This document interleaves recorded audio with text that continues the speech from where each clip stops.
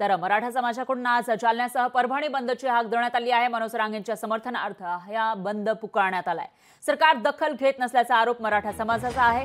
सकल मराठा समाजाकडून जिल्हाधिकाऱ्यांना निवेदन देण्यात आले आहे। तर व्यापारी आणि नागरिकांना या बंदमध्ये सहभागी होण्याचं आवाहन करण्यात आलंय। सकाळची वेळ आहे त्यामुळे जास्त काही या ठिकाणी दिसत नाहीये। आता जसं जसं दिवस पुढे जाईल तसा बंदचा परिणाम नेमका काय दिसतोय ते आपल्याला या ठिकाणी पाहायला मिळणार आहे।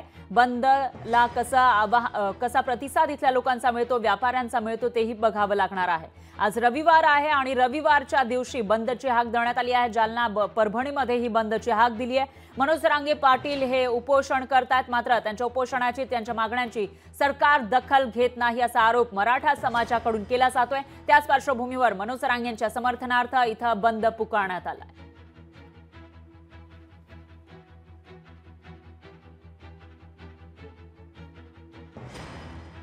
तर ही दृश्य आपल्याकडे येत आहेत। जालन्यासह परभणीची ही दृश्य समोर येत आहेत। या ठिकाणी थोड्याफार प्रमाणामध्ये काही गाड्या सुरू असल्याचं आपल्याला पाहायला मिळते। सकाळची वेळ आहे, मात्र 9-10 वाजल्यानंतर बंदचा नेमका परिणाम काय झाला आहे ते आपल्या लक्षात येऊ शकेल। इथली दुकानं उघडणार की नाही तेही आपल्याला बघावं लागणार आहे, कारण व्यापाऱ्यांनी या बंदमध्ये सहभागी व्हावं असं आवाहन मराठा समाजानं केलं होतं। त्यामुळे बंदला कसा प्रतिसाद मिळतो तेही बघावं लागेल। आणि याविषयी अधिक माहितीसाठी आपले प्रतिनिधी खालेद नास हे आपल्यासोबत थेट जोडले गेले आहेत परभणीमधून। खालेद, काय सांगाल? मराठा समाजाने आज बंदची हाक दिली आहे, परभणी बंदची। परभणी बंद मध्ये सध्या तुम्हाला कसं चित्र दिसतंय, कसा प्रतिसाद मिळतो या बंदला?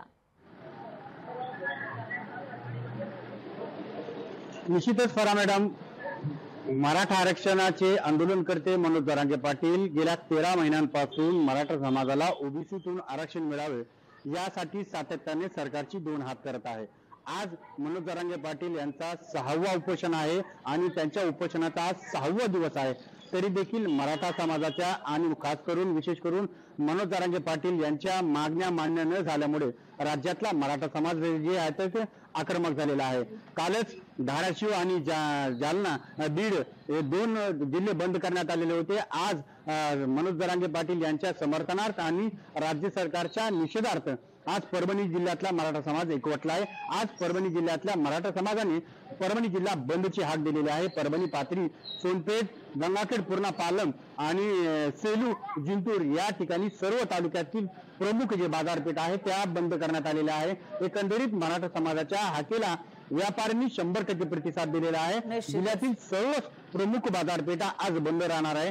अत्यावश्यक सेवा वगळता सर्व सेवा या ठिकाणी बंद राहणार आहे। एकंदरीत काही दिवसानंतर महाराष्ट्र विधानसभेची निवडणुकीची आचारसंहिता लागणार आहे आणि त्या आचारसंहिता आधीच जर मनोज जरांगे पाटील यांच्या मागण्या मान्य झाल्या तर मराठा समाजाला मोठा दिलासा मिळणार आहे। परंतु निश्चितच सरकारने मनोज जरांगे पाटील यांच्या मागण्या मान्य न केल्यामुळे परभणी जिल्ह्यातला आणि त्याच पाठोपाठ राज्यातला मराठा समाज जे आहे तर आक्रमक झालेला आहे। आज निश्चितच खालेद, एकूणच असं म्हणता येईल की चांगला प्रतिसाद, 100% प्रतिसाद या बंदला मिळतोय। आता मनोज जरांगे पाटील यांच्या ज्या मागण्या आहेत त्या मान्य होणार का आचारसंहिता लागण्यापूर्वी, त्याच्याकडे मराठा समाजाचं लक्ष आहे। त्यामुळे त्यांची भूमिका नेमकी काय असेल तेही बघावं लागेल। दरम्यान धन्यवाद तुम्ही दिलेल्या या सविस्तर माहितीसाठी।